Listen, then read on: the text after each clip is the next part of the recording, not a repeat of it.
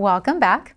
So in this video, I'm going to provide a brief overview of social emotional learning as a framework and explain some key competencies involved in social emotional learning. So we can think about social emotional learning, SEL, as being embedded within a holistic approach to teaching and learning. This means that we acknowledge that as human beings, we are multifaceted and have a range of strengths and needs on an intellectual, emotional, social, physical, relational, and existential levels. We are both influenced by our environments, and we also influence our environments in ways that can be helpful and, unfortunately, in ways that can also be harmful to ourselves and each other.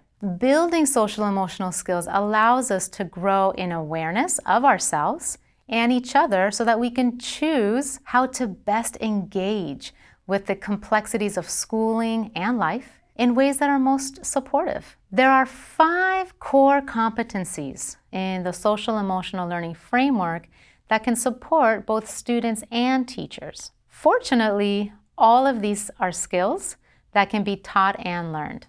And here are the 5 core competencies. Number 1, self-awareness.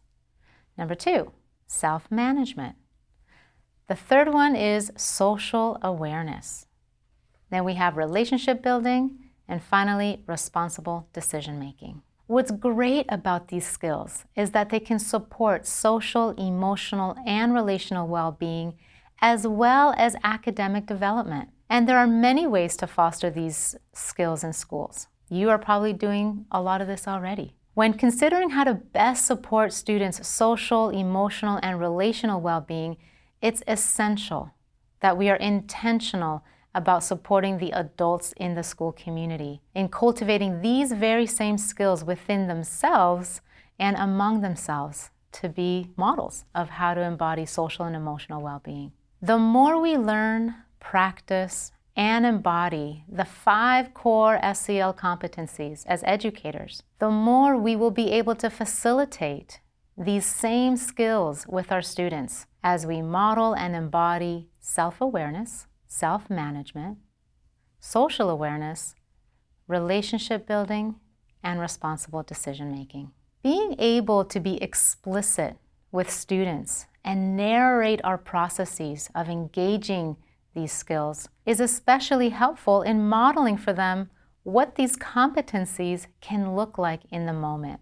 In order for teachers, school leaders, support staff to be able to support students' social, emotional, and relational well-being, we have to first start with taking good care of our wonderful educators, the adults in the school community, so that they can be resourced from within in order to show up fully for their students. And we can do that by prioritizing teacher well-being, leader well-being, school staff well-being, and integrating this priority into the fabric of schooling. There are 3 key practices that can help support well-being among educators and school staff, and we will go through these in the next video.